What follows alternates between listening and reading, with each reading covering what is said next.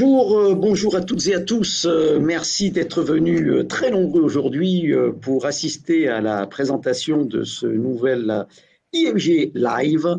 Je suis Jean Alessandri, donc directeur des programmes à l'IFG Executive Education, et je suis accompagné du professeur Philippe de Sertine. Philippe, merci et bonjour d'avoir accepté notre invitation. Bonjour. C'est un plaisir. On ne vous présente plus, hein, vous êtes un grand économiste, vous participez souvent à des émissions de télévision, directeur de l'Institut de haute finance, l'IFI, bien sûr, hein, partie intégrante de l'IFG Executive Education. Vous enseignez à l'IAE de Paris, à l'Université Paris 1 Panthéon-Sorbonne.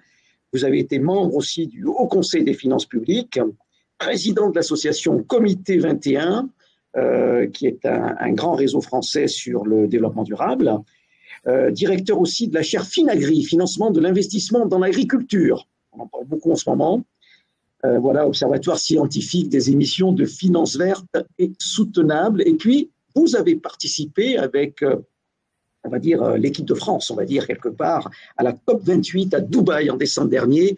Vous étiez avec la délégation française conduite par le président Macron, hein, pour cette COP28.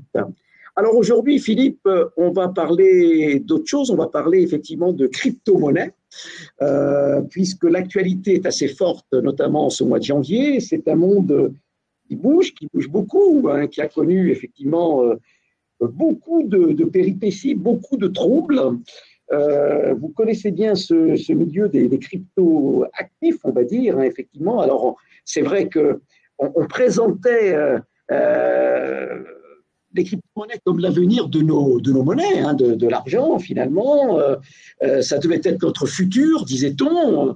Et puis on s'aperçoit qu'il y a quand même quelques troubles, quelques turbulences, et je dirais certaines assez fortes, hein, puisque fin 2022 déjà, on a pu assister à la faillite de la plateforme. L'une des principales plateformes, c'est FTX. Alors la banqueroute de FTX, ça fait trembler un petit peu le monde financier, et notamment le monde des crypto-monnaies. D'ailleurs, son patron, on appelle SBF. Alors, j'ai appris qu'on le surnommait SBF, Sam Bankman-Fried, qui a été jugé en janvier 2024. Il encourt jusqu'à 110 ans de prison, de réclusion criminelle au total, car il est reconnu coupable de fraude, d'association de malfaiteurs et de blanchiment d'argent. Ça fait beaucoup. Et d'ailleurs, le procureur général de Manhattan disait, en parlant de SBF, donc, il avait commis l'une des plus grosses fraudes financières de l'histoire des États-Unis. Et c'est assez impressionnant. Il y a également la plateforme Binance, qui est spécialisée dans les crypto-monnaies et qui connaît quelques turbulences, puisqu'elle est accusée également de blanchiment, de fraude bancaire, et qu'elle devra débourser pas loin de 4 milliards de dollars afin d'éviter un procès aux États-Unis. Alors tout ça, effectivement, ça fait beaucoup de choses, ça inquiète beaucoup. Les gens se posent beaucoup de questions, 2022, 2023, des faillites, des escroqueries également, des fraudes. On se pose beaucoup de questions autour des crypto-monnaies. Vous allez certainement nous en parler, voir ce qui est rassurant, peut-être moins rassurant, nous donner votre avis sur le devenir de ce marché, de ces crypto-actifs, puisque c'est vrai qu'en 2021, ça avait un pic de valorisation de l'ordre de 3 000 milliards de dollars. Et puis, il y a une chute ensuite de 60% l'année 2022. Donc, c'est très volatile, tout ça. Les gens s'inquiètent. Alors, la question, Philippe, elle est très, très simple, hein. Faut-il s'inquiéter? Est-ce qu'on peut avoir toujours confiance dans ce marché des crypto-actifs, des crypto-monnaies, les plateformes qui les gèrent?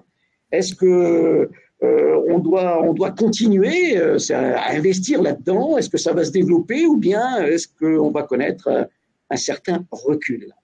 Voilà, Philippe, je vous cède la parole pendant une quarantaine de minutes et puis ensuite, pour nos amis internautes qui sont venus très nombreux, eh bien, ils auront l'occasion de poser des questions. Donc, n'hésitez pas à poser des questions, on va les noter et on y reviendra à la fin de la présentation de Philippe de Sertine. Philippe, c'est à vous.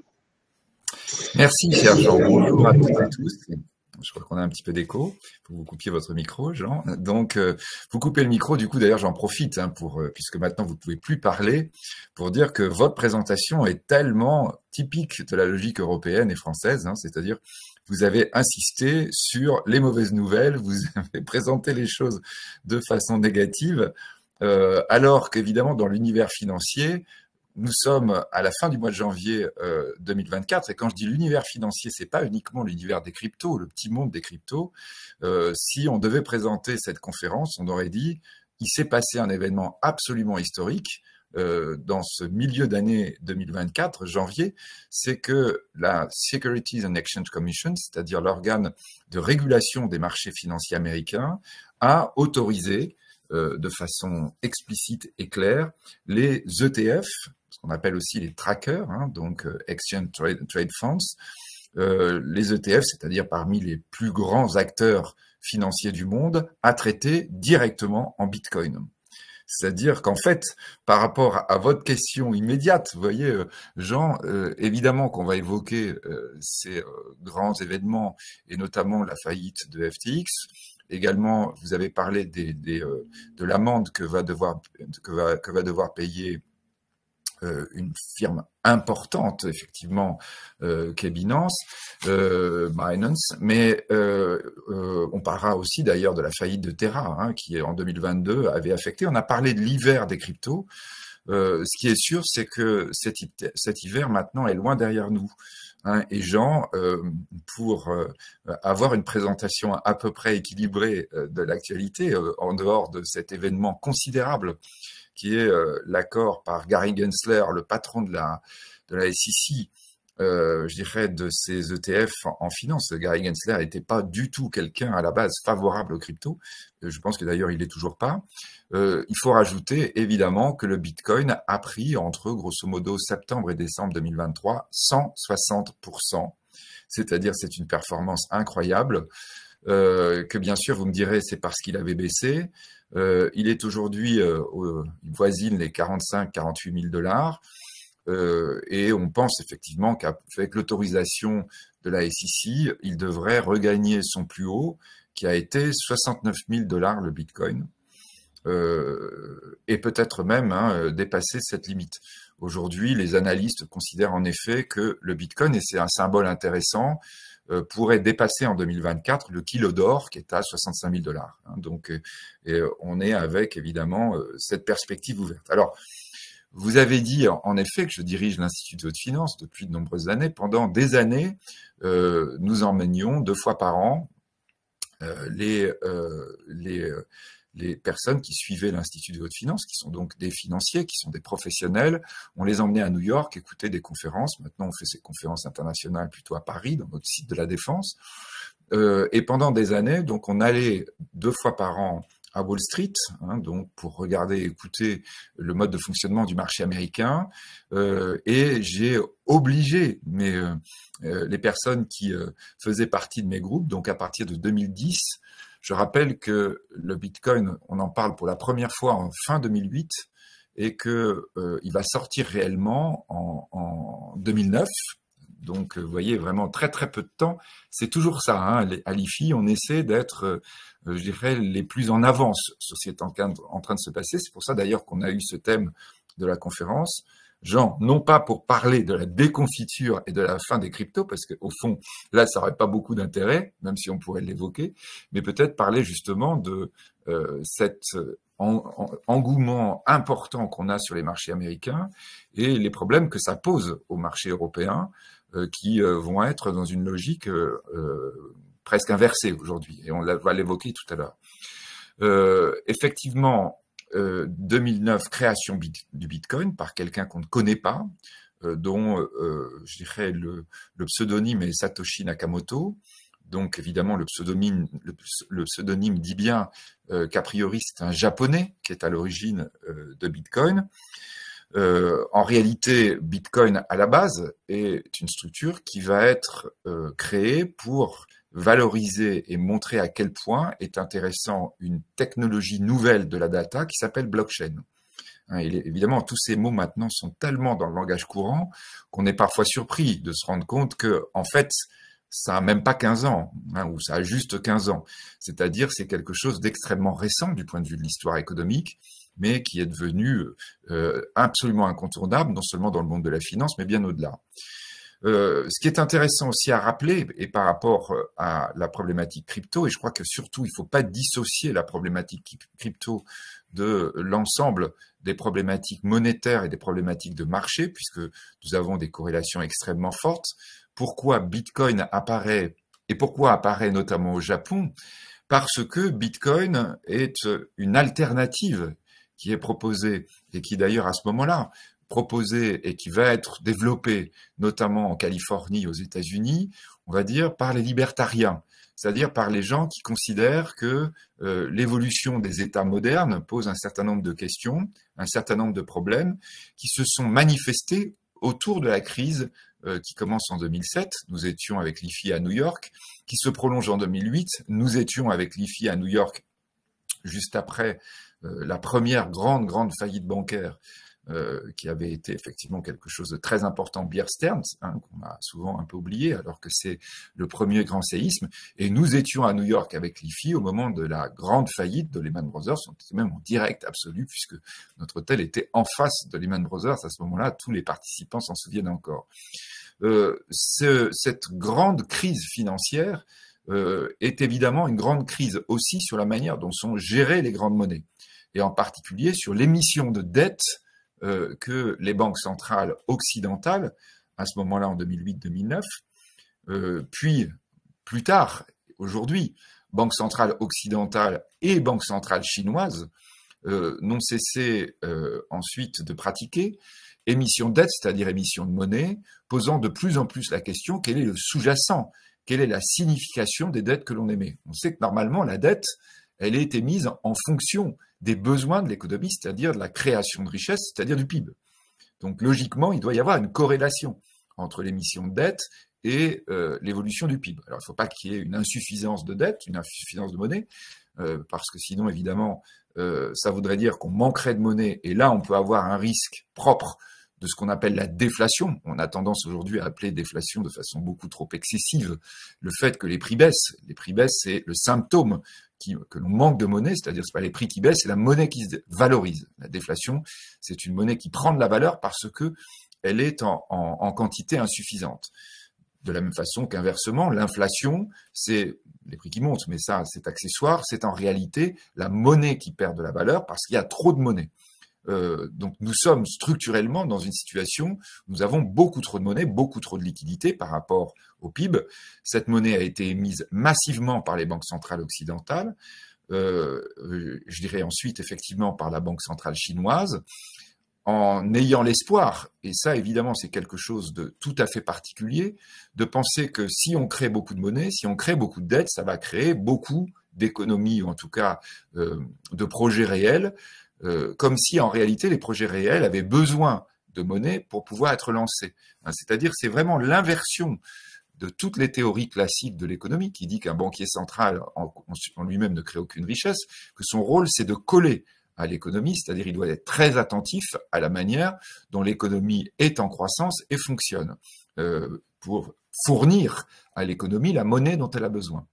À la fin du XXe siècle et aujourd'hui au XXIe siècle, nous avons inversé complètement le postulat en disant le banquier central devient celui qui propose de la monnaie, une monnaie absolument astronomique, pratiquement sans limite, à une économie en supposant que cette proposition de monnaie va susciter un enthousiasme économique et de la création de projets, qui va faire que les banquiers centraux sont devenus les stars de l'économie, les stars de des marchés financiers. On peut dire à quel point c'est quelque chose de totalement anormal. Une star de l'économie ou des marchés, c'est quelqu'un qui crée de la valeur. Que Elon Musk, à la limite, que l'on considère comme peut-être parfois un peu excentrique, mais néanmoins qui est à la tête d'une entreprise qui fait partie des 7 magnifiques, c'est-à-dire les plus grosses capitalisations boursières du monde, soit une star, on peut comprendre. Que Steve Jobs ait été une star, on peut comprendre. C'est-à-dire ce sont des gens qui créent une valeur nouvelle, absolument gigantesque, qui va faire que la valeur de leurs entreprises explose.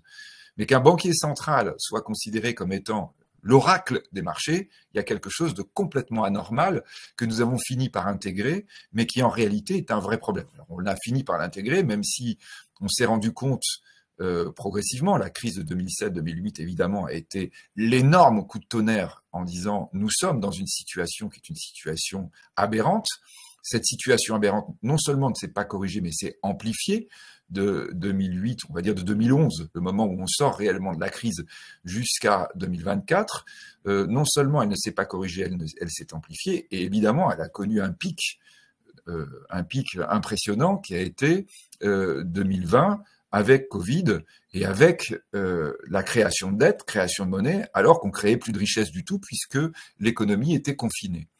Donc tout ça veut dire quoi? Veut dire que nous sommes en fait dans un climat dans lequel, au fond, les financiers et les économistes, s'ils regardent les choses de façon objective et en particulier avec la vision du temps long, de l'histoire et du futur, disent on a un vrai problème de crédibilité monétaire, d'ancrage, de contrepartie monétaire. Et donc, ça n'est pas le hasard si, quand nous sommes dans la première manifestation de ce danger extrême, 2008, crainte d'un effondrement du système financier d'abord, puis du système économique global, c'est-à-dire ce qu'on a appelé la crise systémique, ce qu'on ne connaissait pas jusque-là, eh bien, au Japon et je dirais en Californie, c'est-à-dire les endroits où on a la techno, on commence à vouloir créer un système alternatif, un système complètement nouveau, là, pour le coup, qu'on n'avait jamais connu jusque-là. Je répète, le Japon est évidemment peut-être le cœur et le départ, et c'est pas étonnant, puisque c'est la dette sur PIB, du point de vue public, la plus élevée du monde, de loin, c'est-à-dire une dette sur PIB qui dépasse les 200%, donc qui est vraiment quelque chose d'absolument ahurissant. Le Japon ne s'effondre pas parce que ce sont les citoyens japonais, je dirais les contribuables, mais même au-delà, qui prennent, qui absorbent cette dette. En quelque sorte, quand je dis contribuable, c'est pas le hasard. C'est-à-dire que pour soutenir le yen, pour que la banque centrale puisse émettre sans cesse de la dette supplémentaire, les Japonais acceptent cette dette et l'acceptent depuis très longtemps avec 0 taux d'intérêt. C'est-à-dire, en quelque sorte, ils paient un impôt supplémentaire. Et évidemment, quand on connaît la société, la civilisation japonaise, on peut comprendre qu'on est dans un cas très particulier où le Japon, on va dire le pays, le groupe, la communauté japonaise est au-dessus de l'individu et va faire que si l'État japonais a besoin d'argent, eh bien, le citoyen japonais va suivre. Et donc là, évidemment, on voit la cohésion, la cohérence du Japon, avec d'ailleurs parfois ses limites, puisque cette cohérence oblige à une cohérence très forte de la population, et par exemple empêche l'immigration, pour revenir à des sujets qui peuvent être voisins mais qui finalement ne sont pas tant que ça, et vont faire que l'effondrement de la natalité japonaise pose un énorme problème. En disant, si on fait rentrer des gens nouveaux au Japon, est-ce que par exemple ils auront la même appétence pour continuer à prendre la dette de l'État japonais, alors que manifestement nous n'avons pas de contrepartie et pas d'espoir de gain? En quelque sorte, avoir une espèce d'impôt volontaire supplémentaire. Alors même si les Japonais sont très très partants pour prendre de l'impôt supplémentaire, eh bien, ils ont été interpellés. Et donc, évidemment, ils disent, mais au fond, est-ce qu'on ne doit pas représenter de façon différente la création de richesse? C'est-à-dire, premier intérêt des cryptoactifs, que ces cryptos ne soient pas sous la domination des banques centrales. Et donc, ce qu'on vient d'évoquer au démarrage, ça c'est quelque chose d'absolument capital, c'est qu'aujourd'hui, les grands acteurs pour réguler les cryptos ne sont pas les banques centrales, ce sont les autorités de régulation des marchés.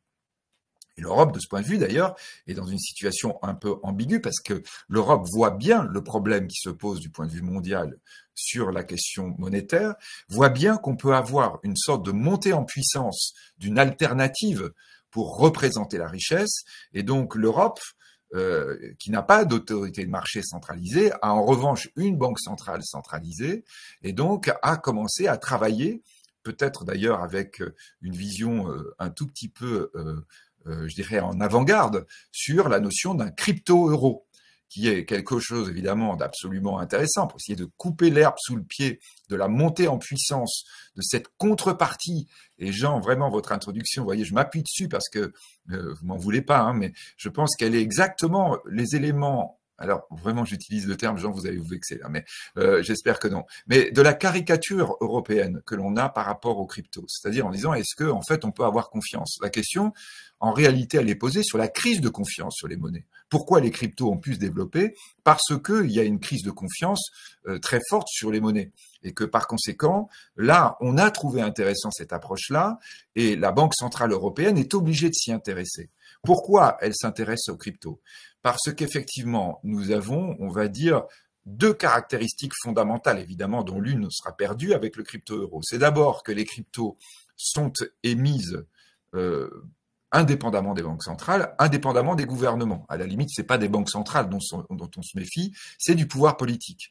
Le pouvoir politique qui s'est engagé pourtant depuis des décennies à laisser les banques centrales autonomes, indépendantes, justement pour recréer la confiance. Parce qu'on sait très bien que le pouvoir politique, par définition, aura tendance à pousser à la création de dettes. D'ailleurs, dans l'histoire, quand on regarde pourquoi le politique crée de la dette majoritairement, principalement, pour financer l'armée, pour financer la guerre. On sait que c'est la première, de très loin, première cause de perte de confiance dans la monnaie.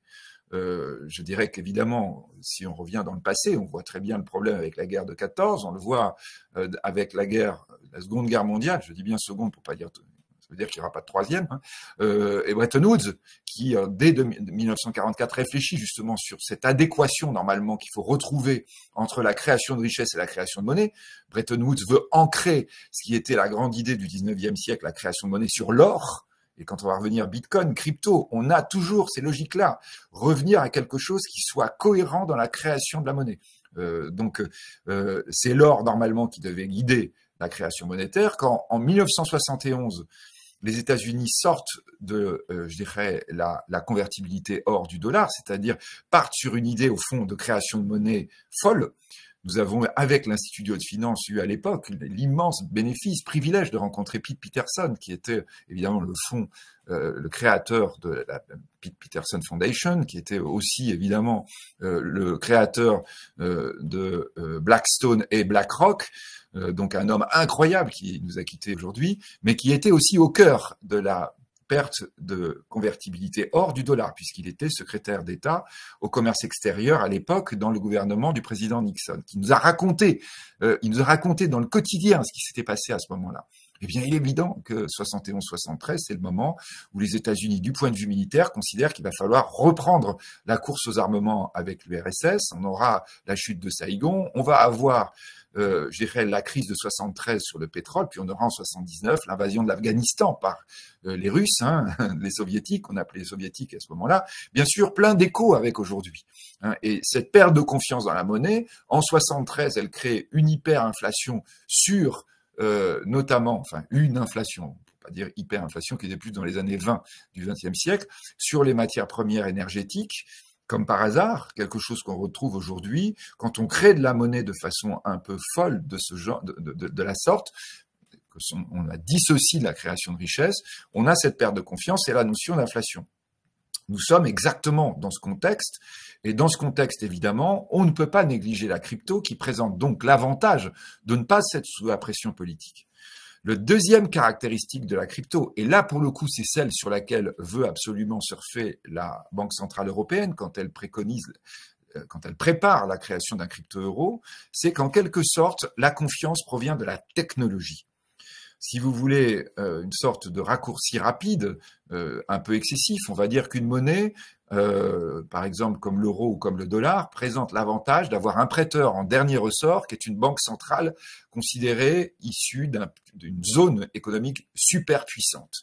On a en quelque sorte la garantie ultime de la banque centrale qui représente, je dirais, l'horizon économique qui est synthétisé par la monnaie. Dans les cryptoactifs, on est d'accord qu'il n'y a pas cette notion de banque centrale, puisque le principe du cryptoactif est d'avoir une logique décentralisée. C'est vraiment l'élément fondamental sur lequel se fondent les cryptos.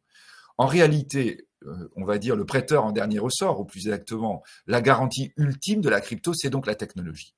C'est le fait que la crypto est inviolable et que la crypto est impossible à reproduire. C'est en fait ça l'élément sur lequel s'est reposé le développement de la crypto, en disant certes, nous n'avons plus le prêteur en dernier ressort, mais peut-on vraiment considérer que ce prêteur en dernier ressort est une garantie solide quand il est sous pression des gouvernements et avec un risque fort d'autoriser de l'émission monétaire bien au-delà de ce qu'il devrait?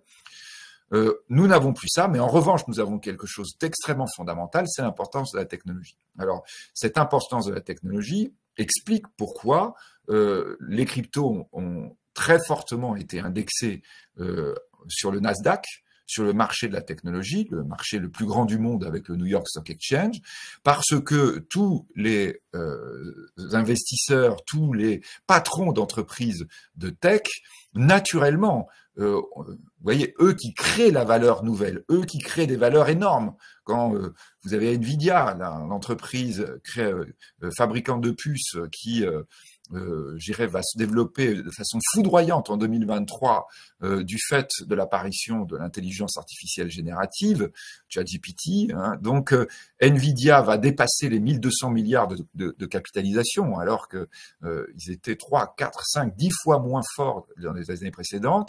Le patron d'Nvidia, évidemment, il va dire quoi? Il va dire que moi, je crée une valeur nouvelle, et manifestement, les autorités monétaires n'intègrent pas cette valeur nouvelle. Et donc, ce qui m'intéresse éventuellement, c'est regarder une représentation de valeur qui serait dissociée des autorités monétaires et donc qui aurait plus de chances de se reconnecter à ces nouvelles valeurs. Ce sont les cryptos qui sont à ce moment-là, évidemment, l'élément qui peut être intéressant de ce point de vue. Alors, je dis bien, hein, quand je disais Gary Gensler, qu'on avait eu l'occasion également de rencontrer, alors juste après des rencontres de l'IFI à New York, Gary Gensler, qui était à ce moment-là d'ailleurs le patron de la CFTC, qui était sur tout ce qui est les futures, la régulation des futures américains, qui est maintenant le patron de la SEC, donc lui-même, évidemment, issu du sérail américain, on va dire issu de la côte Est, c'est quelqu'un de la côte Est, c'est-à-dire de la vieille logique américaine. Hein, on est probablement dans presque une guerre de sécession, hein, et peut-être le terme est peut-être pris avec sérieux aujourd'hui quand on se souvient des événements au Capitole en 2020. Effectivement, nous avons la côte Est avec, je dirais, la Trump Tower, le château fort représentant les visions de l'ancienne économie. Gary Gensler en est complètement issu. Et puis, vous avez la côte Ouest, c'est-à-dire la création de valeurs nouvelles qui est en train d'avoir aujourd'hui l'irruption d'une technologie incroyable qui est l'intelligence artificielle générative depuis 1 an, qui bouleverse complètement toutes les valeurs et qui dit, en fait, nous devons réfléchir à la manière dont il va falloir représenter cette nouvelle valeur. Quand je dis guerre de sécession, vous voyez, c'est pas complètement le hasard. Au cœur de la guerre de sécession de 1861, le conflit le plus grave de toute l'histoire américaine, vous aviez la question, faut-il une seule monnaie pour les deux pays ? Pour les deux zones des États-Unis. Bien sûr, hein, il y avait la question de l'esclavage de l'agriculture, l'ancien monde, la partie sud des États-Unis, et l'industrie, qui était évidemment contre l'esclavage au nord. Mais on avait au milieu cette question, devons-nous avoir une monnaie unique pour représenter la valeur? Le Sud ne voulait pas une monnaie unique. Aujourd'hui, nous sommes bien dans cette logique Est-Ouest avec la même question. Est-ce que le nouveau monde va créer une valeur telle qu'en réalité le dollar qu'émet l'ancien monde, de façon irraisonnée, n'est-il pas en train de casser les références et les représentations de création de richesse sur justement ces entreprises de la tech? Alors aujourd'hui, lorsque nous sommes à l'aube de 2024 avec ces perspectives très importantes de création de valeur réattachées aux cryptos, hein, quand la SEC autorise ce qu'on appelle les grandes baleines de Wall Street aujourd'hui, hein, les ETF, qui entre parenthèses d'ailleurs sont des structures qui n'existaient pas, en tout cas qui n'avaient absolument pas ce poids il y a 15 ans, qui sont devenus les patrons de Wall Street aujourd'hui, ces énormes fonds qui gèrent des sommes absolument astronomiques pour le compte évidemment d'autres structures, s'ils investissent en crypto et en Bitcoin, là en l'occurrence c'est l'autorisation Bitcoin, donc on pense qu'au mois de mai probablement la SEC aura une pression si tout se passe bien d'ici là pour autoriser les ETF en Ethereum, la deuxième crypto en volume utilisant la blockchain Ether, hein, donc extrêmement intéressant, peut-être j'aurai l'occasion d'en reparler ensuite. Donc ça veut dire évidemment que si vous avez cet investissement, ça veut dire qu'une partie de la création de richesse qui est fait par l'économie et que recycle ces fonds, désormais sera représenté par des cryptoactifs. Alors, on est d'accord, Jean, par rapport à ce que vous avez évoqué, que la montée la plus forte des cryptos, c'était 3 000 milliards de capitalisation. On est aujourd'hui aux environs de 1 800 milliards, hein, c'est-à-dire qu'on est quelque chose de plus faible. Évidemment, Apple a frôlé les 3 000 milliards, justement, rien que sur une action. Donc, évidemment, on est encore avec quelque chose de relativement réduit. C'est moins relativement réduit quand on regarde par rapport à la capitalisation européenne ou simplement de la Bourse de Paris, enfin d'Euronext. Donc, on est bien dans quelque chose qui est significatif, quelque chose qui, si les éléments que j'évoquais tout à l'heure, c'est-à-dire une augmentation très importante du Bitcoin associée à ces ETF se poursuivait, on pourrait revenir assez rapidement dans les logiques de capitalisation qu'on avait acquis quand le Bitcoin était à 69 000 $, c'est-à-dire dans des logiques effectivement aux alentours de 3 000 milliards de capitalisation et probablement au-delà si on était dans cette approche-là. Alors par rapport à ça, évidemment, on doit parler de ce qui s'est passé à la fin d'année 2022 et donc au craquement dans la structure libertarienne des cryptos. Et en particulier, 2 affaires ou 3 affaires qui ont fait du bruit. Alors, peut-être je vais mettre Binance à part, parce qu'effectivement, tout à l'heure, Jean, vous avez dit une amende presque, non, c'est pas presque, c'est 4,6 milliards. Hein, ils ont payé 4,6 milliards de dollars. Et donc effectivement, c'est la grande plateforme dominante aujourd'hui. On considère que nous avons, je dirais, 8 plateformes qui aujourd'hui concentrent à peu près 90% des échanges en matière de cryptoactifs.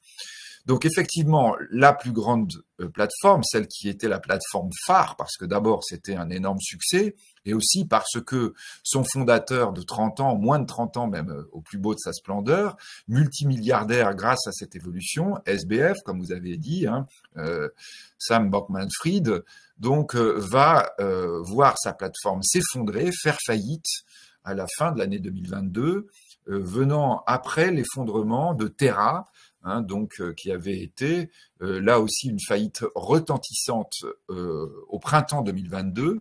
Terra était une plateforme coréenne qui avait été créée par Da Kwon, qui avait elle aussi proposé un produit extrêmement intéressant. C'était le premier stablecoin, c'est-à-dire ça avait fait énormément de bruit, que le premier stablecoin, c'est-à-dire par rapport à ce que je disais tout à l'heure, qui acceptait de revenir au fond avec un ancrage sur une monnaie existante, donc qui reprenait une sorte de lien avec les banques centrales, tout en conservant évidemment la force et l'intérêt de la technologie. Donc Terra, le stablecoin Terra États-Unis, donc s'effondre. Donc on l'appelait Luna, hein, Terra et Luna, Terra US dollar et Luna s'effondrent, je dirais en quelques jours, faisant perdre quasiment 40 milliards de dollars. Donc Da Kwon va partir, va s'échapper, il va disparaître, il va être traqué dans le monde entier par toutes les polices avant d'être arrêté au Monténégro avec aux États-Unis 8 chefs d'inculpation. Donc on ne sait pas vers où il va être extradé, soit vers la Corée du Sud qui demande son extradition, soit vers les États-Unis avec un procès probablement aussi retentissant que celui qu'on a connu avec FTX. Notez au passage d'ailleurs, entre parenthèses, que vous l'avez dit Jean tout à l'heure, le procès s'est terminé en janvier, il a été expéditif, on ne pensait pas qu'il irait si vite. Effectivement, je dirais, tous les responsables de FTX ont été reconnus des 7 chefs d'accusation sur lesquels ils étaient accusés, sauf que dans tous les accusés, donc qui étaient au nombre de 8, enfin, dont une, hein, Caroline Ellison étant peut-être, je dirais, elle, la moins impliquée, celle qui avait gagné le moins d'argent d'ailleurs dans les détournements qui s'étaient produits. Donc les autres, à part SBF, avaient plaidé coupable en échange de remise de peine. SBF, lui, n'a pas plaidé coupable. Et ça, c'est évidemment quelque chose d'important parce que ça signifie que, à la différence de ce qui s'était passé avec la fameuse affaire que tout le monde évoque dans ce cas-là, qui est l'affaire Madoff, Madoff a plaidé coupable, ce qui fait qu'on n'a jamais enquêté. À partir du moment où il y a eu, je dirais, où on a plaidé coupable, il n'y a pas eu d'enquête. Et à partir du moment où il n'y a pas eu d'enquête, en fait, on n'a jamais su exactement ce qui s'était passé et où, notamment, s'était évaporé l'argent. Et maintenant, Madoff est décédé, il est décédé en prison, et donc on n'a jamais eu complètement le fin mot de l'histoire. Là, évidemment, le fait que SBF refuse de plaider coupable, disent je n'ai pas fraudé, etc., était quelque chose qui a permis d'aller au fond de l'enquête et regarder un tout petit peu comment tout s'est produit.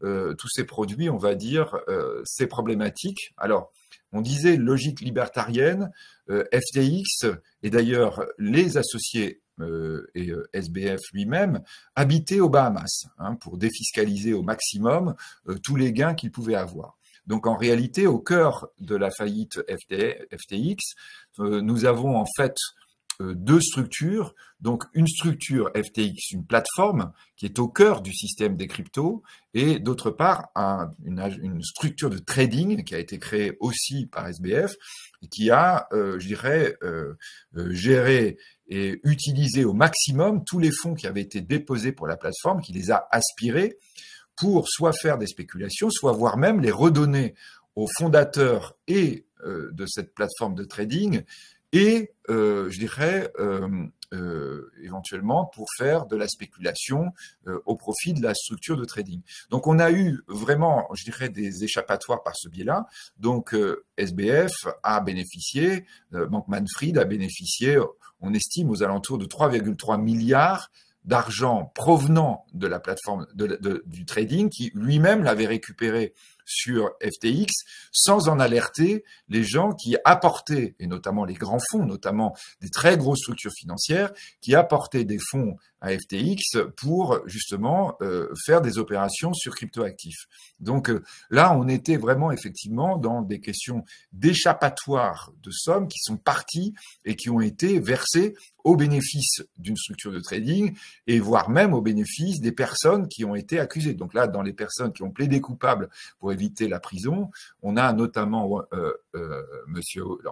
l'ingénieur Singh, hein, qui a quand même bénéficié de 537 millions. Évidemment, c'est pas 3,3 milliards, mais quand même. Hein. Gary Wang, qui avait bénéficié de plus de 210 millions de dollars provenant de la plateforme de trading. Alors évidemment avec dans la plaidoirie en disant oui mais en fait c'était des prêts, c'était des approches qui n'étaient pas réellement de l'argent qui était dissimulé, qui était certes dans les comptes aux Bahamas pour être défiscalisé, mais on sait qu'aux États-Unis l'utilisation du paradis fiscal n'est absolument pas perçue comme en Europe. Donc il y avait beaucoup d'éléments qui faisaient que SBF considérait qu'il n'était pas coupable. Il a été considéré comme coupable des 7 chefs d'accusation. Donc, c'est aujourd'hui la situation dans ce mois de janvier. Alors, ça pose quoi comme question? Eh bien, ça pose comme question importante la manière dont va s'organiser demain le fonctionnement des cryptos, c'est-à-dire les plateformes de trading, les plateformes d'échange, dont je le disais, 8 très concentrées, vont être au cœur de la réflexion. Et puis derrière, effectivement, nous avons toute la masse des grands apporteurs de fonds, tous les énormes structures qui vont maintenant utiliser les cryptos, et en particulier donc Bitcoin au début, puis Ether, puis sans doute d'autres, hein, et probablement Coinbase, hein, le troisième cryptoactif. Si on est avec, je dirais avec Ether au mois de mai, on en aura d'autres qui viendront ensuite. Donc, comment ces énormes fonds vont fonctionner? Quand les ETF fonctionnent, quand vous avez BlackRock qui va dire, moi, je suis intéressé pour proposer à mes clients une structure spéciale Bitcoin, en réalité, ils ne seront pas sur la plateforme. En réalité, ce qu'ils vont faire, c'est qu'ils vont utiliser des banques, utiliser des structures spécialisées qui sont, elles, qui ont l'habitude de l'univers crypto et qui vont faire fonctionner, je dirais, des paniers, souvent des futures ou des éléments composites synthétiques pour ces grands fonds. C'est-à-dire que vous allez avoir toute une industrie de la finance qui va se mettre on va dire, en entre-deux, en intermédiaire par rapport à toute la crypto-industrie, comme on l'appelle. C'est-à-dire, on aura la crypto-industrie, les échanges, les fondations éventuellement de nouvelles cryptos, une industrie intermédiaire et ensuite les énormes structures de placement qui vont utiliser cette structure intermédiaire pour pouvoir offrir à leurs clients des placements avec une sécurité suffisante. Donc ça veut dire quoi? Ça veut dire qu'on va avoir une double régulation de ce point de vue importante, la régulation des plateformes et la régulation d'intermédiaires. Ce qui est très intéressant quand on est en train de regarder les perspectives, et assez rapidement maintenant on va regarder vos questions, ce qui est intéressant c'est que l'Europe n'y est pas. L'Europe va sortir cette année une régulation, une approche régulatoire très importante qui va s'appeler MiCA, Market for Crypto Assets, donc dans laquelle on va avoir une logique justement d'encadrement beaucoup plus fort, alors qu'il y a en réalité une transposition presque, je dirais mot à mot, de ce que les Français ont déterminé au moment de la loi Pacte pour encadrer les marchés de crypto. Donc, une logique très restrictive du point de vue du mode de fonctionnement, avec notamment des obligations de fonds propres, etc., beaucoup d'encadrement sur le marché crypto. C'est-à-dire, vous voyez, sur le premier marché, sur lequel les Européens ne sont pas dans les plateformes ou ne sont pas assez. Mais absolument rien sur la question intermédiaire. Les Européens, pour le moment, n'autorisent pas ce qu'autorise la SEC parce qu'ils sont tenus par la réglementation européenne, en particulier par UCITS, qui dit quoi? Qui dit en fait que en Europe, on ne peut pas avoir des fonds qui vont être investis sur un seul actif. Et vous voyez, le paradoxe très intéressant, c'est qu'en fait, l'Europe considère bien qu'on est dans un actif financier, alors que l'approche américaine tendrait en fait à commencer à avoir une sorte de question, est-ce que c'est un actif ou est-ce que c'est une monnaie? C'est-à-dire en réalité, où sont investis les bitcoins lorsque j'amène de l'argent dans l'univers du crypto-actif. Les Européens considèrent que ce sont des actifs comme les autres, comme des actions ou des obligations, qu'on n'a pas le droit d'avoir un produit qui serait strictement exposé à une seule classe d'actifs, alors que les Américains, par cette autorisation-là, sont en train de tourner les choses complètement à l'envers.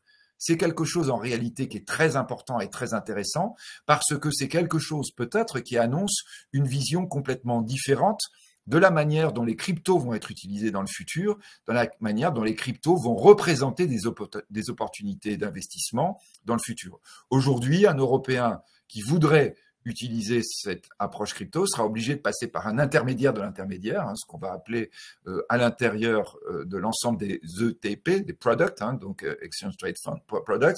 Donc là, les ETC, ETC, Exchange Traded Cryptocurrencies, c'est-à-dire en fait des approches pratiquement fondées là uniquement sur des futurs, sur lesquels on peut avoir, alors évidemment, un peu de rentabilité associée aux cryptos, mais pas du tout les mêmes que celles qu'on va avoir sur le marché américain. Donc, voilà où nous en sommes dans ce mois de janvier 2024, quelque chose que dans l'Institut de haute finance cette année, tous les gens qui sont chez nous vont avoir des présentations très importantes autour de ça.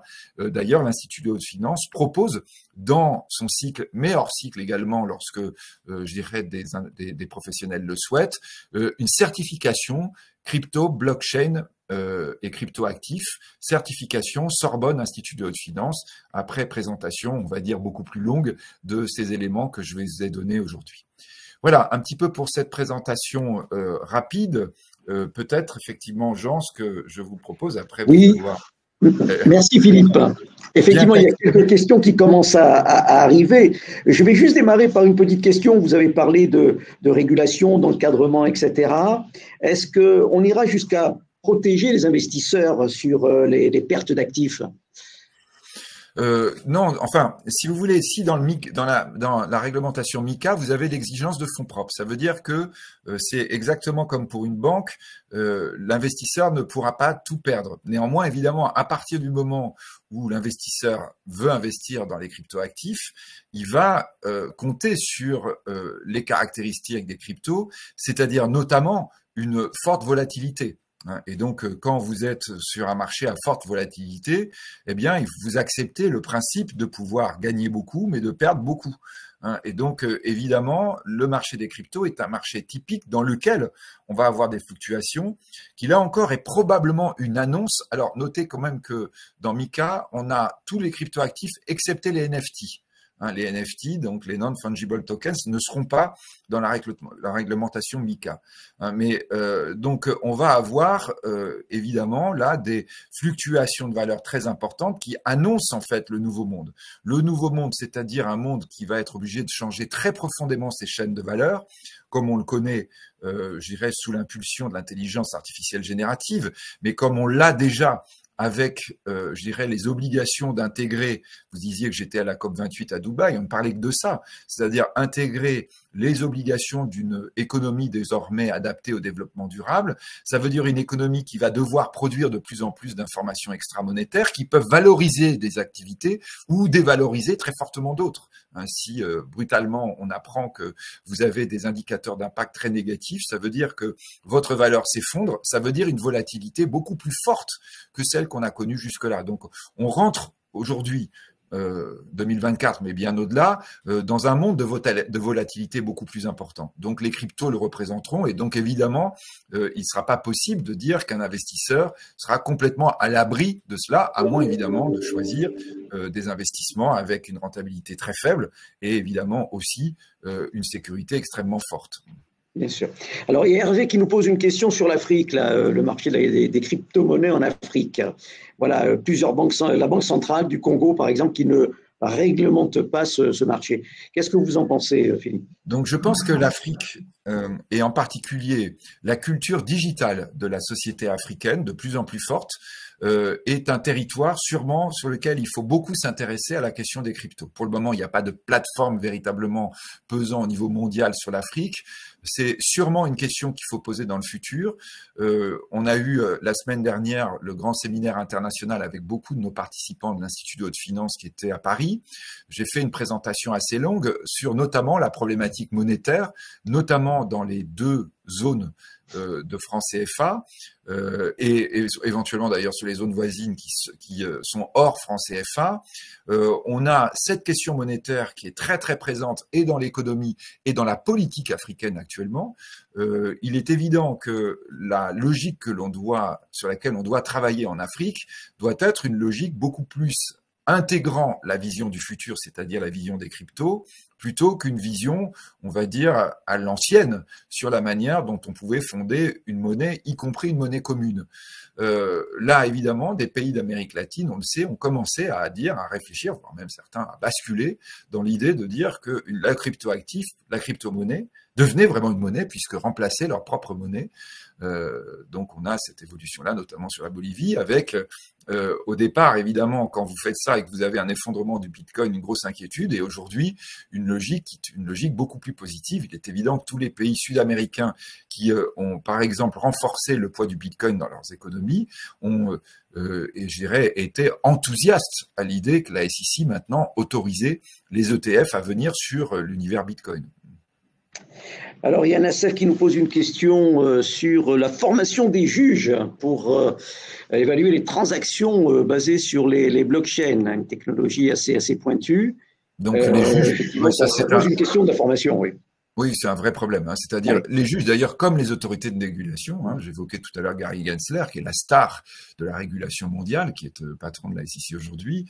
Beaucoup de régulateurs, en réalité, n'ont pas une compréhension suffisamment fine de cet univers qui est un univers complexe, d'un univers dans lequel vous avez sans cesse des évolutions scientifiques très importantes, mathématiques très importantes, et qui suppose, je dirais, une régulation à part. C'est-à-dire qu'il est évident qu'il va falloir que on mette en place probablement des outils de régulation vraiment spécifiques avec des unités de spécialistes mathématiciens, parce que c'est surtout ça, évidemment, qui est l'élément important, avec des mathématiciens. Or, les mathématiciens, ça coûte très cher, donc ça veut dire une régulation coûteuse. Donc ça, tout ça, évidemment, ce sont des vraies questions qui se posent par rapport à cet univers. Plus il va se développer, plus il va générer du profit, plus on aura besoin, non pas nécessairement d'avoir, voyez, la protection absolue que vous évoquiez tout à l'heure, c'est-à-dire empêcher d'avoir des pertes, mais plus on aura besoin probablement d'une autorégulation beaucoup plus puissante. Et donc là, au fond, la faillite de FTX, comme de Terra, comme les difficultés, je dirais, d'autres grandes plateformes que l'on a pu connaître ces derniers mois, montrent que on peut avoir un univers qui serait libertarien, mais avec une véritable autorégulation, c'est-à-dire en réalité vraiment des structures qui se mettent en place avec des fonds importants, c'est-à-dire qui vont pouvoir financer les salaires de gens très spécialisés, en général effectivement sur les problématiques d'algorithmes et de mathématiques, et qui auront la capacité d'analyser exactement ce que font les grands acteurs et la manière dont éventuellement leurs outils peuvent être, le cas échéant, pointés du doigt s'ils ne respectaient pas, on va dire, les règles normales de mode de fonctionnement, c'est-à-dire qu'ils étaient clairement utilisés dans une logique d'escroquerie, en clair. Hein. Vous voyez, ça a été le problème de FTX, hein, d'ailleurs, hein, c'est-à-dire le fait qu'on ne fournisse pas suffisamment l'information, à la limite qu'il soit aux Bahamas, je répète, aux États-Unis, n'était pas nécessairement le point central dans l'accusation, tout le monde le savait, mais en revanche, qu'ils ne fournissent aucune explication ou aucune donnée suffisamment précise pour regarder comment fonctionnait la plateforme et en particulier comment est transféré les fonds vers des traders, y compris évidemment les traders issus des mêmes actionnaires. Ça, c'est ça qui a été considéré comme étant une volonté frauduleuse et considéré d'ailleurs dans les chefs d'inculpation comme étant l'une des raisons, je dirais, de la culpabilité de Sam Bankman-Fried.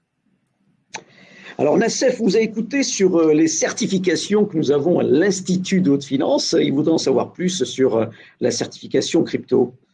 Oui, bah c'est, je dirais, si vous voulez, c'est une présentation donc les participants de nos certifications vont avoir et accès à nos cours en vidéo distanciel, donc qui sont disponibles sur les technologies blockchain, sur les cryptos et sur toutes les questions qui tournent autour, plus un certain nombre de points qui seront abordés, par exemple, à l'intérieur, je dirais, à l'intérieur des webinaires, webinaires d'actualité notamment, autour des questions autour de la crypto. Donc vous avez ensuite, je dirais, à écrire un élément autour de la notion de crypto, la façon dont vous l'utilisez. Donc, en ce qui concerne les participants à l'Institut de haute finance, c'est à l'intérieur de leur mémoire. Et vous avez alors un certificat, donc qui est un certificat double Sorbonne, hein,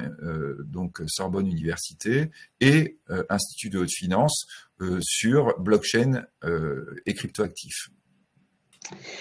Alors, Nicolas pose une question sur l'écart. Pardon, excusez-moi, oui, Jean, juste précisons que ce type de mise en place de certificats peut être fait à la demande. Hein. On a eu des demandes, c'est pas été encore lancé, mais on va le faire. Par exemple, des structures qui nous demandent pour du personnel d'avoir une formation sur la crypto avec le certificat à la clé. Hein. Donc, à l'intérieur de l'institut, mais pas uniquement à l'intérieur du diplôme. Oui, absolument, absolument. C'est vrai que nous avons plusieurs certificats d'ailleurs. Hein. Il n'y a pas que sur les crypto-monnaies qui sont en fonction de la spécialité que vous choisissez dans le mémoire que vous allez traiter au sein de votre programme de l'Institut de haute finance. Alors Nicolas nous pose une question plus idéologique. Hein. Considérer l'écart idéologique entre un Bitcoin qui se veut libertaire. Bon, c'est vrai que on est sur un côté très très très libre, très très libéral, et puis toutes les grandes institutions qui finalement s'y intéressent également.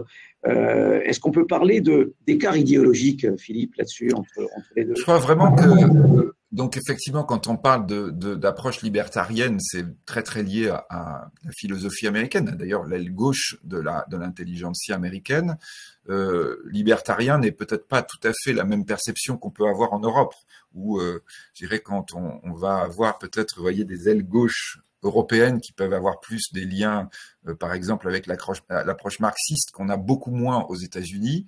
Je dirais aux États-Unis et l'approche libertarienne, c'est l'idée d'une intervention la plus faible possible de l'État, hein, l'intervention la plus faible possible d'une autorité. Donc, de ce point de vue, vous voyez, quand on regarde du point de vue de l'Europe, souvent, ce serait assimilé davantage aux branches d'anarchisme. Hein, ce serait plus la question de l'anarchisme qui pourrait se recouper. Mais il est clair que dans l'approche de l'intelligentsia libertarienne mondiale, là, et pas uniquement américaine, cette question de la monnaie et cette question de la manière dont les grandes structures pouvaient gérer et pouvaient interférer avec le mode de fonctionnement de la monnaie a été une des motivations de, je dirais, essayer de créer quelque chose d'alternatif avec un succès incontestable, hein, c'est-à-dire effectivement Bitcoin aujourd'hui, Ether sont des vrais succès et qui, je le répète, vont probablement s'amplifier. Alors la question ensuite qui se pose, c'est jusqu'à quel point peuvent-ils être récupérés par le système classique. Donc crypto-euro est une récupération très claire. en ce qui concerne les Américains, à partir du moment où la SEC et les grands fonds vont investir dans le Bitcoin, il va y avoir un lien de plus en plus fort avec le système traditionnel, avec le système classique. Donc c'est là qu'on pourrait peut-être effectivement se poser la question, est-ce que nous sommes réellement, je dirais, toujours dans une logique libertarienne qui est récupérée, ou est-ce que c'est l'inverse? Ce que disent aussi les gens qui travaillent sur les cryptoactifs, est-ce qu'en fait c'est l'idée libertarienne qui commence à conquérir une partie du système ancien? Effectivement, alors c'est vrai que Nicolas insiste là-dessus, sur les grandes institutions, hein, qui n'ont-elles pas intérêt à compliquer l'apparition de ce genre de monnaie, ou bien effectivement jouer avec également et ça a été mettre de la situation. Oui. Vous voyez, quand on a eu l'essor du Bitcoin tout au départ, il y a eu une idée, d'ailleurs je vois des questions sur Libra, qui était l'initiative à l'époque de Facebook, qui s'appelait pas encore Meta. Donc on a eu l'idée d'essayer d'étouffer absolument ce risque de concurrence avec les monnaies traditionnelles. Et c'est d'ailleurs souvent encore l'approche qu'ont les banquiers centraux traditionnels en disant surtout on n'appelle pas ça une monnaie. Je le répète, c'est vraiment intéressant ce qui se passe entre l'Europe et les États-Unis aujourd'hui, parce que derrière ça, il y a vraiment cette idée conceptuelle. Est-ce que ce n'est qu'un actif ou est-ce qu'on commence à l'assimiler à quelque chose qui serait finalement en concurrence avec les monnaies? Donc l'idée de la concurrence au départ a hérissé, on va dire, un petit peu tous les acteurs. Toujours pareil, à la suite de la crise de 2008 et des craintes d'effondrement du système, on a eu un peu une sorte de panique en disant mais est-ce que ça veut aller jusqu'à la remise en cause de ces éléments très importants du point de vue du fonctionnement mondial que sont les monnaies. Et puis peu à peu, donc, on a eu cette idée que finalement il pouvait y avoir cohabitation, que finalement on pouvait avoir une sorte d'approche qui permettait peut-être de récupérer en partie. J'évoquais tout à l'heure l'Europe, peut-être il faut évoquer l'Asie, la Chine. Donc là, l'autorisation de la SEC pose un très gros défi aux autorités. Je crois que c'était dans les Échos d'aujourd'hui ou d'hier ou d'avant-hier peut-être. Non, avant-hier c'était enfin vendredi, qu'il y avait justement cette interrogation. Que vont faire les places asiatiques? Les places asiatiques ont vraiment des grosses interrogations, donc Hong Kong est prêt à foncer sur l'univers crypto. En revanche, c'est vrai que la Chine est extrêmement méfiante. Les Chinois ont très peur que, toujours pareil, l'épargnant chinois n'ayant pas confiance dans le yuan, dans la monnaie locale, on a dit que la Chine a émis énormément de dettes et on le sait, a eu exactement les conséquences quand vous émettez beaucoup de dettes que l'on connaît dans le reste du monde, c'est-à-dire des créations de bulles, en particulier sur l'immobilier. Donc, on se retrouve avec une situation où les Asiatiques aujourd'hui vont devoir très vite se positionner par rapport à ces nouveaux types de marchés. Et là, auquel cas, on serait bien quand vous êtes avec des propositions qui seraient faites, par exemple, à l'épargnant chinois, où on aurait vraiment non pas une concurrence par rapport aux actifs traditionnels de type action ou bon, mais vraiment très clairement une concurrence par rapport au placement dans la monnaie chinoise plutôt que, je dirais, dans le Bitcoin ou dans un cryptoactif. Donc, vous voyez, on est toujours avec cette ambiguïté. Cette ambiguïté, elle n'est pas levée. Et elle est toujours sous-jacente. Je répète, elle est peut-être même, elle n'a jamais été aussi forte que depuis ce mois de janvier 2024, avec les prises de position de la SEC et je dirais le fait que d'autres grandes zones, l'Europe ou l'Asie, soient aujourd'hui avec cette interrogation devant eux. Alors, Nassef pose une question sur à quand un token sous-jacent d'actifs immobiliers? Donc ça existe déjà dans toutes les cryptos, dans tous les cryptoactifs, vous pouvez en avoir qui sont associés à l'immobilier. Donc là, c'est possible. Vous avez à peu près, je crois, 13 000 cryptos qui existent. Donc vous pouvez avoir attaché à l'immobilier. On va dire logiquement. L'approche des cryptos et des tokens va être plutôt d'être sur des technologies nouvelles avec forte expansion de valeur. L'inconvénient de l'immobilier, c'est aussi son avantage, c'est sa stabilité. Donc, si vous voulez, ce sont à ce moment-là des tokens ou des cryptoactifs qui auraient, je dirais, une stabilité forte, mais donc peu d'espoir de gains importants. Je dirais donc, on a évoqué Ether, on a évoqué Bitcoin, qui sont des cryptos en eux-mêmes. Donc, c'est pour ça, et d'ailleurs, que la question monétaire se pose. Après, vous avez beaucoup de cryptoactifs qui vont être levés pour financer du développement. Donc, c'est-à-dire, on peut très bien avoir donc une structure immobilière qui déciderait de faire un mode de fonctionnement de levée de fonds par des cryptoactifs, donc ils vont passer par des plateformes, etc. Tout ça est tout à fait gérable aujourd'hui. Je le répète, avec peut-être un risque de succès mitigé, parce que finalement, les espoirs de gains sont relativement réduits. Les espoirs de gains réels, de création de richesses réelles, supplémentaires, sont relativement réduits. Vous aurez beaucoup plus d'avantages à émettre un cryptoactif, par exemple, si vous voulez financer la recherche sur une molécule nouvelle dans les médicaments, parce que là, si vous avez un risque fort, donc la question que vous posiez tout à l'heure au début, cher Jean, donc là, évidemment, le risque, c'est que votre crypto ne décolle pas, voire même qu'elle baisse, voire même qu'elle disparaisse. Donc l'investisseur a perdu sa mise. En revanche, si le médicament, par exemple, ou la molécule développée devient un succès, non seulement votre crypto va augmenter, mais probablement que le laboratoire continuera d'émettre des nouveaux cryptos en fonction de ses besoins d'investissement. Donc on va dire que quand vous regardez ce qu'on appelle les white papers, c'est-à-dire les prospectus qui présentent sur les plateformes et plus largement sur Internet, les projets de crypto, souvent c'est ce qu'on va chercher. Aujourd'hui d'ailleurs, très fortement aussi, dans les nouveaux types de crypto que l'on suit à l'Institut de haute finance, on regarde ça avec beaucoup d'attention, sont souvent des nouveaux types de crypto avec des liens sur les informations extra-financières et en particulier les obligations d'informations extra-financières qui vont être publiées. Donc il y a quelque chose là aussi d'intéressant.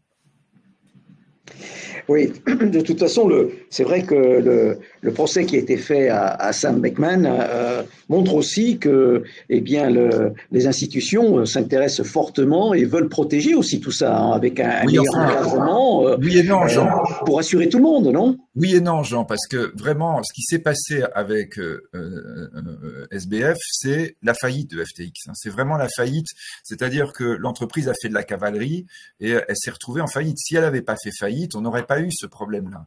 C'est-à-dire les autorités là sont arrivées parce qu'il y a eu faillite, parce qu'on considère qu'il y a eu escroquerie, parce qu'il y a eu des transferts de fonds entre deux structures que ne pouvaient pas, qui n'étaient pas perçues par les apporteurs de fonds, dont d'ailleurs, ce que je disais tout à l'heure, des très très gros fonds, c'est-à-dire de type Apollo, etc., des fonds gigantesques qui avaient évidemment les moyens de mettre des avocats sur l'affaire en disant là il y a eu escroquerie. Mais je dirais c'est plus sur cette problématique-là que s'est posée la faillite FTX. Alors que la régulation européenne, elle, est une régulation plus comparable à ce que vous dites. C'est pour ça, tout à l'heure, je vous disais, on a vraiment deux cultures et la culture européenne, très restrictive de ce point de vue, est comment dirais-je, une approche ex ante, c'est-à-dire de régulation au cas où, mais avec le problème, en effet, d'être en train de peut-être rater un train financier qui risque d'aller de plus en plus vite. Et donc ça, ce sont des vraies interrogations. Les Européens pourraient d'ailleurs, de ce point de vue, réagir un jour contre la France, la France ayant été très très en pointe sur la régulation du monde de la crypto. Rappelons quand même que la France émet beaucoup de dettes, donc peut-être sur la question de la confiance autour de l'émission de monnaie, aurait peut-être un tout petit peu à balayer dans son jardin. Ouais. On connaît ça également avec l'intelligence artificielle également. Cet antagonisme entre les États-Unis et puis... On retrouve exactement la même type de problématique. Absolument, c'est la même philosophie. Je renvoie nos auditeurs et nos observateurs à une précédente conférence que nous avions fait, je dirais, par ce même vecteur.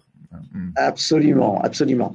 Alors, je crois que notre présentation, il est 13h34, Philippe, touche à sa fin. En tout cas, c'est vrai que c'est un marché passionnant. Et juste pour terminer, quels conseils donneriez-vous à nos amis internautes? Faut-il continuer à investir dans les crypto-monnaies? Qu'est-ce que vous leur diriez? Donc, je le répète, si nos amis internautes sont européens, ils vont avoir le problème de la réglementation européenne qui ne vous permettra pas d'avoir les opportunités qu'on peut avoir aux États-Unis. Donc, vous avez, je l'ai un peu tout à l'heure un tout petit peu évoqué, des OTC, par exemple, qui sont proposés en Europe pour participer un peu à ce qui se passe sur les cryptos. Dès lors que vous n'êtes pas européen, effectivement, il faut aller regarder sur les zones. Alors aujourd'hui, les États-Unis sont en pointe. On risque d'avoir des initiatives qui seront prises par les Anglais. On va avoir des initiatives qui vont être prises par les Asiatiques, ça fait aucun doute. Donc, il faut regarder ça. Donc, du point de vue de la finance pure. Du point de vue de nos internautes qui sont, eux, en train de rechercher des financements de projets, c'est vraiment à regarder avec beaucoup d'attention parce qu'on a là effectivement un financement de type vraiment différent de ce qu'on peut connaître entre les financements de marché et hors marché.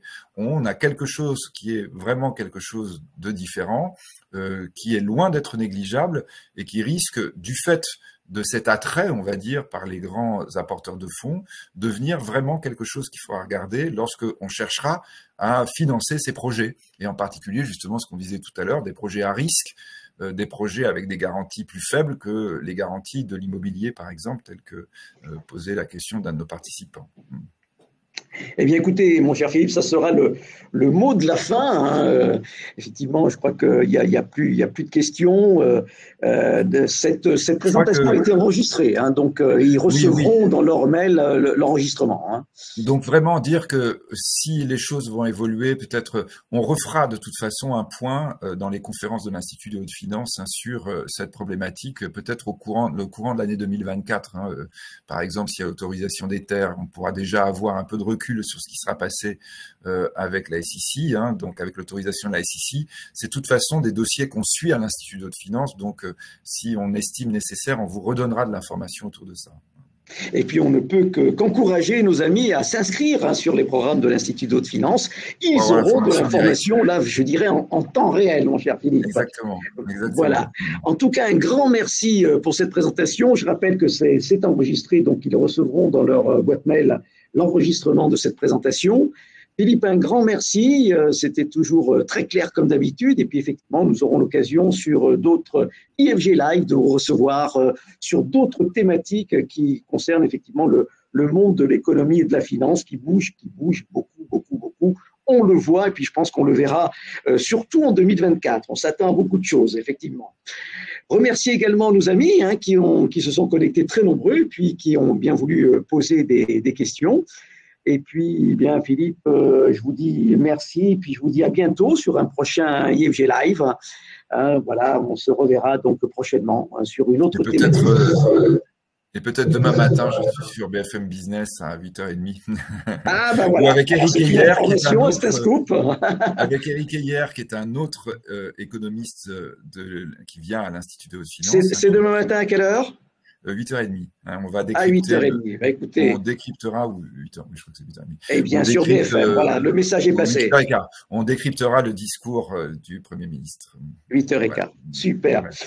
Merci beaucoup pour cette information. Ben, vous voyez, ça vit, c'est du direct. Avec Eric Heyer, hein, je le répète, les gens de l'Institut de haute finance, peut-être les anciens qui nous suivent sur ces présentations, l'ont entendu à l'Institut de haute finance, donc on sera tous les deux demain sur BFM. Super. Business. Eh bien, on va vous écouter. On va vous écouter dès demain matin. Merci beaucoup, Philippe. Je vous dis à bientôt. Et puis, je remercie tout le monde pour cette participation, l'équipe technique, bien évidemment. Et puis, moi, je vous dis à bientôt, hein, sur un prochain IFG Live. En tout cas, un grand merci à tous et à tous. Au revoir. Merci, au revoir.